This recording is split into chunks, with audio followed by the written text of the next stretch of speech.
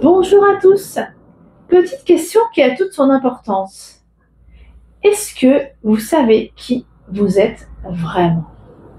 Ça, c'est une question existentielle qui revient très régulièrement sur ce canapé même et qui me donne beaucoup d'émotions au moment où ça arrive, parce que des émotions plutôt positives, parce que je sais que ça va mener vers un chemin, vers le soi de la personne.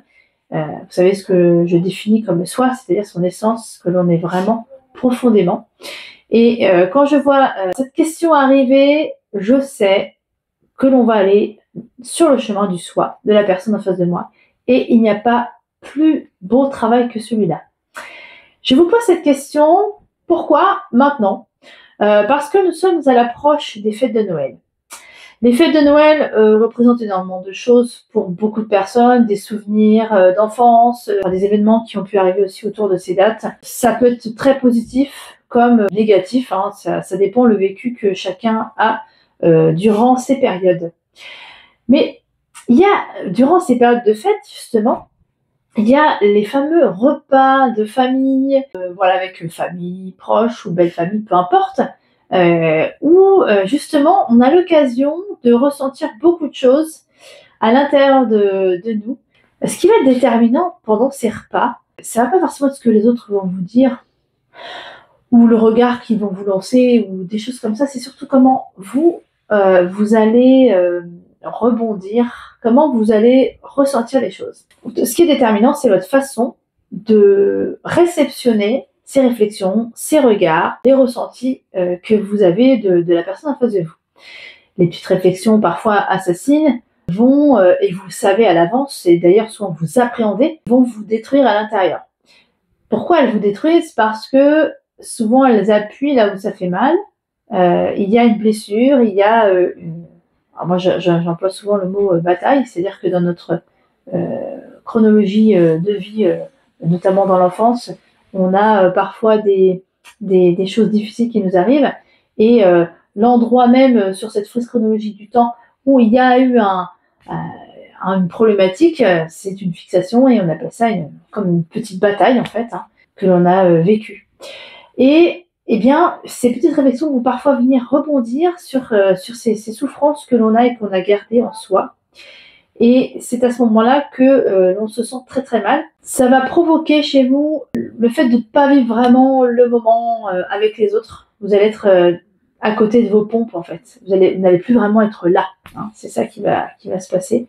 C'est la façon dont vous allez répondre, comment vous allez vous défendre quelque part. C'est-à-dire que quand on a une blessure justement qui a été fixée à l'enfance et qui vient ressaigner suite à juste une réflexion assassine, un regard, ou peut-être même pas une réflexion assassine, hein, juste parfois une simple réflexion.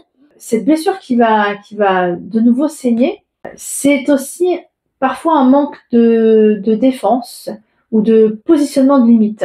On se laisse envahir par ça. Alors, bien évidemment, la blessure, il est important de la guérir, éventuellement en thérapie, mais également de savoir, quand on sait qu'on a une blessure, et qu'on sait comment les personnes de notre entourage, que l'on retrouve en général chaque année au même repas de Noël, se préparer. Et comment on se prépare? Eh bien, c'est déjà de se dire, mais moi, j'ai pas envie d'être envahie par la souffrance, je n'ai pas envie d'être envahie par ce que l'autre va me dire, par ses réflexions habituelles. Je refuse d'être encore blessée par ça. Pour ce faire, c'est de prendre conscience déjà de ce qui me fait mal dans les réflexions de l'autre, à quoi ça fait écho, c'est-à-dire se dire, tiens, eh bien oui, effectivement, je me souviens que le sentiment quand, je sais pas, ma tante, lorsque je la vois au repas de Noël et qu'elle me dit chaque année, ah, bah alors, ton travail, comment ça va? Parfois, juste une question comme ça va suffire à ressentir, ah bah oui, tiens, elle est encore en train de me juger ou je ne sais quoi. Là, c'est se dire, bah, cette année, je me laisse pas envahir. Je sais ce qui provoque ça, donc je vais m'y préparer. Alors, bien évidemment, je répète encore une fois que la blessure, il est important de la guérir et d'aller chercher chez l'enfant intérieur qu'est-ce qui a pu, à l'époque, me faire tant de mal, et qui vient un petit peu, qui revient à la surface à l'occasion de petites réflexions comme ça. D'ailleurs que c'est certainement des moments où on a été peut-être critiqué sur notre travail à l'école, ou sur notre façon de faire des choses, etc. Et ça se répercute. C'est-à-dire qu'il y a une espèce de projection chez toute personne autour de nous une fois adulte, peut-être hiérarchiquement au-dessus. Une tante, forcément, c'est un petit peu au-dessus, entre guillemets, au niveau de l'âge, mais ça peut être aussi au travail des supérieurs hiérarchiques. Cette réflexion-là, à partir du moment où l'on sait d'où est-ce que ça vient, c'est de prendre un recul et de se dire, ça, c'est la blessure de l'enfant intérieur, de mon enfant intérieur. Il est hors de question que ça vienne encore me heurter aujourd'hui. Ça ne soignera pas votre blessure, attention. Mais voilà, ça c'est des petits conseils pour survivre, entre guillemets, aux attaques, ou tout du moins ce qu'on ressent comme des attaques de notre entourage au moment des fêtes, ou en tout cas des repas de famille. Et c'est aussi de se dire, je m'aime suffisamment pour ne pas accepter, lorsque ce sont des réflexions vraiment, pour le coup, négatives, désagréables. Là, pour le coup, c'est de se dire, je m'aime suffisamment pour ne pas accepter que l'on me fasse du mal. Là, pour le coup, on est vraiment dans la réflexion négative, parce que ça aussi, ça existe. Effectivement, à ce moment-là, c'est de se dire, je m'aime suffisamment pour me défendre. C'est-à-dire que là, je commence à avoir envie de mettre des limites. Je parle souvent de jardin. Le jardin où il n'y a pas de barrière, on peut rentrer comme on veut dans le jardin de la personne. Eh bien, là, c'est d'ériger des petites barrières. Vous pouvez les imaginer comme vous voulez, la couleur que vous voulez, mais en tout cas, de les visualiser dans votre tête et de vous dire, là, j'ai mis des barrières, n'importe qui ne va pas rentrer, écraser mes roses ou lys ou toute autre jolie plante que j'ai mis du temps à faire pousser dans mon jardin. C'est de se dire, ces critiques-là, il est hors de question qu'elles rentrent dans mon jardin. À partir de ce moment-là, c'est effectivement de s'aimer suffisamment, de vouloir prendre soin de soi et de se dire, il est hors de question. Stop. Donc, lorsque la personne va vous dire des réflexions, vraiment, là pour le coup, je parle de réflexions négatives, c'est de bloquer, de stopper.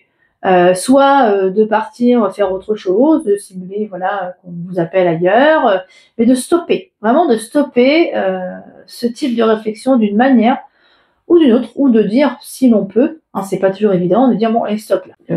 Les réflexions comme ça, j'en ai pas besoin aujourd'hui. Voilà, des choses comme ça. On peut pas forcément dire stop, et je l'entends bien, mais dans ce cas-là, c'est d'éviter les choses de manière à mettre quand même un stop. Voilà. Soit il est franc et dit en face, soit on peut pas le faire, et je le comprends tout à fait. Et dans ce cas-là, on évite d'une manière ou d'une autre ces réflexions qui vont vous faire beaucoup de mal. Ce dont je voulais parler justement aujourd'hui avec cet exemple des repas de famille où il faut mettre nos propres limites. Ne pas se laisser, entre guillemets, bouffer par l'autre, c'est ne pas vous perdre. Et c'est là que vient la question existentielle. Est-ce que je sais qui je suis? Et par moments, les personnes me disent, mais en fait, je laisse les gens me dire ce qu'ils ont envie de me dire, je ne me protège pas spécialement, je comprends pas à quel point les gens peuvent parfois m'attaquer, être désagréable à ce point. Souvent, c'est d'une vraie souffrance. Et du coup, moi, j'ai l'habitude de ne rien répondre, de prendre et de rien dire. Et on s'oublie dans ces cas-là. C'est-à-dire qu'on ne sait même plus ce que l'on fait pour faire plaisir à l'autre ou ce que l'on fait parce qu'on a vraiment envie de le faire. Est-ce que il y a des choses que vous vous imposez de faire sans savoir que vous l'imposez? Voyez, essayez de réfléchir aux actes que vous faites au quotidien et de vous dire, est-ce que je le fais vraiment parce que j'en ai envie, ou est-ce que je le fais pour faire plaisir à Pierre, Paul ou Jacques? Je parle pas des obligations que l'on a tous dans la vie à faire. Je parle de ces petites décisions, de ces activités. Voilà. Donc, qu'est-ce que vous faites vraiment pour vous dans votre vie, et qu'est-ce que vous faites pour faire plaisir à Pierre, Paul ou Jacques?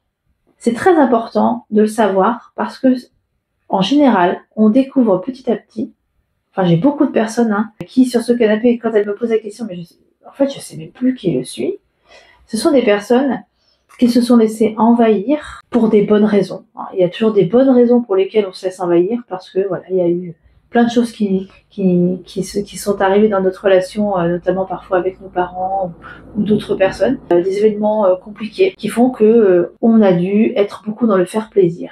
Et du coup, on s'oublie. Et donc, on apprend petit à petit, en thérapie, à commencer à mettre ses propres limites à stopper les choses qui ne nous conviennent pas, à faire des choses que l'on aime. Alors, on peut faire des choses pour faire plaisir aux autres, mais il ne faut pas que ce soit une majorité des choses. Donc, c'était ce questionnement-là que je vous invitais à partager, à introspecter chez vous, parce que votre soi, c'est une pépite d'or, et trop souvent cachée dans les abysses, alors qu'elle ne demande qu'à briller. C'est beau de voir des soies reprendre des couleurs et sortir de leur profondeur. Je crois que c'est ce que j'aime le plus dans mon métier. Voilà, bah écoutez, je vous laisse introspecter encore une fois et n'hésitez pas à mettre des commentaires ou même partager vos expériences voilà, sur les réseaux où je mets mes petites vidéos. Ça pourra apporter aux personnes aussi.